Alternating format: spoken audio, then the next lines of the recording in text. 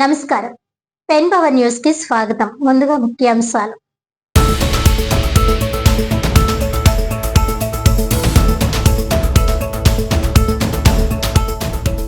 పీఠాపురం కూటమి నేతల్లో తలెత్తిన విభేదాలపై అధిష్టానం నుండే నిర్ణయం. పీఠాపురం నియోజకవర్గం గొల్లప్రోలులో ఓ ప్రైవేట్ కార్యక్రమంలో అడిగిన ప్రశ్నకు తాను స్పందించబోనని సమాధానమిచ్చిన ఎమ్మెల్సీ నాగబాబు.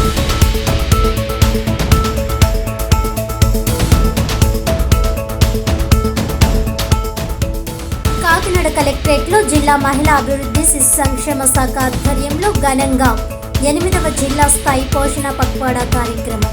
ముఖ్య అతిథిగా హాజరైన మహిళలు, గర్భిణీలు, బాలింతలు మరియు చిన్నపిల్లల ఆరోగ్య పరిరక్షణ, పోషకాహార ప్రాముఖ్యతపై అవగాహన కల్పించిన రాష్ట్ర మహిళా commission chairman doctor Rayapati Shailaja.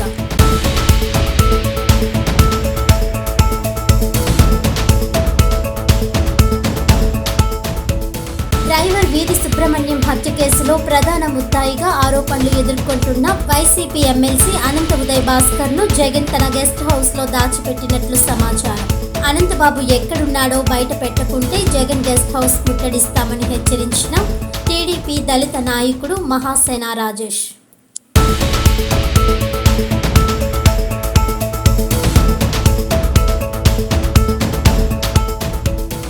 Details చూస్తే, డ్రైవర్ వీధి సుబ్రహ్మణ్యం హత్య కేసులో ప్రధాన ముద్దాయిగా ఆరోపణలు ఎదుర్కొంటున్న వైసీపీ ఎమ్మెల్సీ అనంత ఉదయ్ భాస్కర్ బాబు ఎక్కడున్నాడో వెంటనే వెల్లడించాలని టీడీపీ దళిత నాయకుడు మహాసేన రాజేష్ డిమాండ్ చేశారు.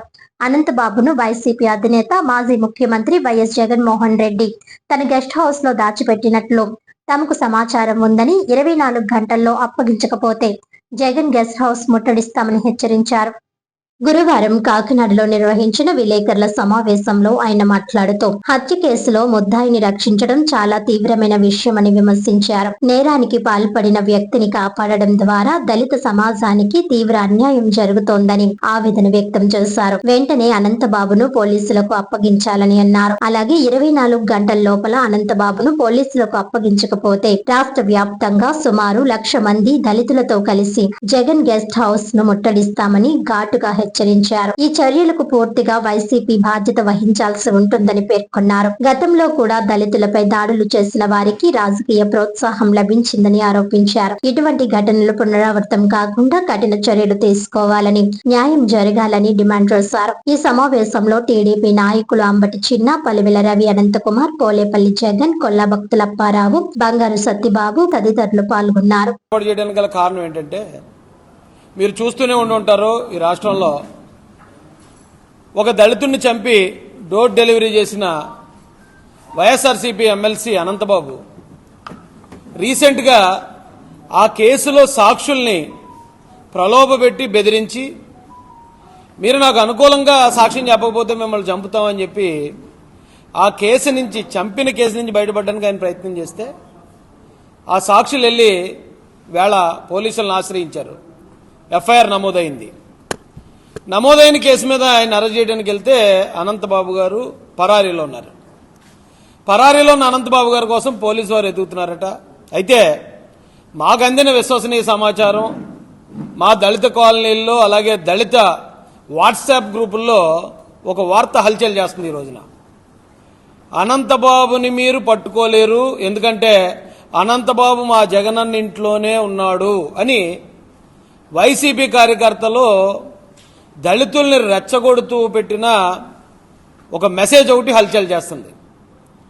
దాని ప్రకారం ఎమ్మెల్సీ అనంతబాబుని దాచిపెడుతున్నది, ఆయనకి ఆశ్రయం ఇస్తున్నది గౌరవ మాజీ ముఖ్యమంత్రి వర్యులు, ప్రస్తుత పులివెందుల ఎమ్మెల్యే గారైన జగన్మోహన్ రెడ్డి గారు అనేది ఈ రోజున ఆంధ్రప్రదేశ్లో ఉన్న ప్రతి దళిత కాలనీలో వైరల్ అవుతున్న వార్త. అయితే జగన్మోహన్ రెడ్డి గారికి ఇల్లు అంటే మనందరికీ ఒకటే ఇల్లు ఉంటుంది మరి, కానీ ఆయనకి కొన్ని ప్యాలెస్లు ఉన్నాయి. అదే లోటస్ పాండ్లో ఈ అనంతబాబు గారిని దాచారా, తాడేపల్లి ప్యాలెస్లో ఈయన్ని దాచారా, కడప ప్యాలెస్లో దాచారా, లేదా పులివెందుల ప్యాలెస్లో దాచారా?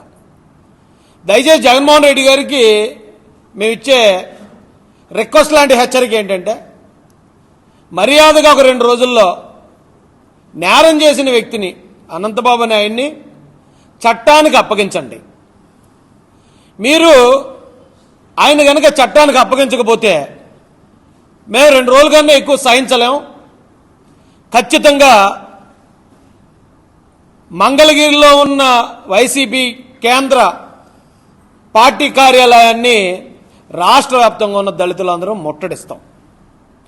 ఎందుకు చెప్తున్నాను ఇదంటే, మీరు గతం నుంచి దళితులకి మీ అధికారంలో ఉన్నప్పుడు, జగన్మోహన్ రెడ్డి గారు అధికారంలో ఉన్నప్పుడు దళితులకు మీరు చాలా అన్యాయాలు చేశారు. మేము భరించుకుంటూ వచ్చాం, సహించుకుంటూ వచ్చాం. కానీ ఇప్పుడు ఎవరైతే దళితులను చంపారో వాళ్ళకి మీరు నజరాలాలు ప్రకటించి, వాళ్ళకి మీరు షెల్టర్ ఇచ్చి, చట్టాన్ని నుంచి కూడా తప్పించడానికి మీరు అధికారంలో లేనప్పుడు కూడా ప్రయత్నిస్తే ఇది దళితుల ఆత్మగౌరవ సమస్య. కాబట్టి దళితులందరూ కేంద్ర పార్టీ కార్యాలయం, వైసీపీ కార్యాలయాన్ని ముట్టడించడానికి ఎక్కువ రోజులు సమయం లేదు. మీరు చూసే ఉంటారు, మీరు అధికారంలో ఉన్నప్పుడు, జగన్మోహన్ రెడ్డి అధికారంలో ఉన్నప్పుడు జగన్మోహన్ రెడ్డికి వ్యతిరేకంగా మంగళగిరి తెలుగుదేశం కార్యాలయంలో ఒకసారి దళితులందరూ గర్జించారు.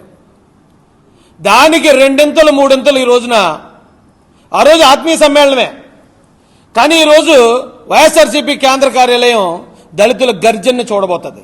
అమెరికాలో ఒక పోలీసు ఆయన అలా తొక్కిపడితే ఆయన ఊపిరాడికి చచ్చిపోతే ఆ రోజున అమెరికా అధ్యక్షుడు కూడా బంకర్లో దాక్కునే స్థాయి ఉద్యమం జరిగింది. అట్టుడిపోయింది అమెరికా.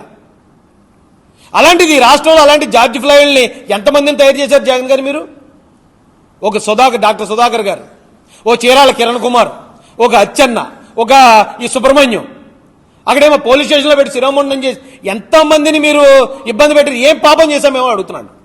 మిమ్మల్ని గెలిపించడం కోసం, మీ కుటుంబం కోసం ఓట్ బ్యాంకుగా ఉండటం అదేనా మేము చేసిన పాపం?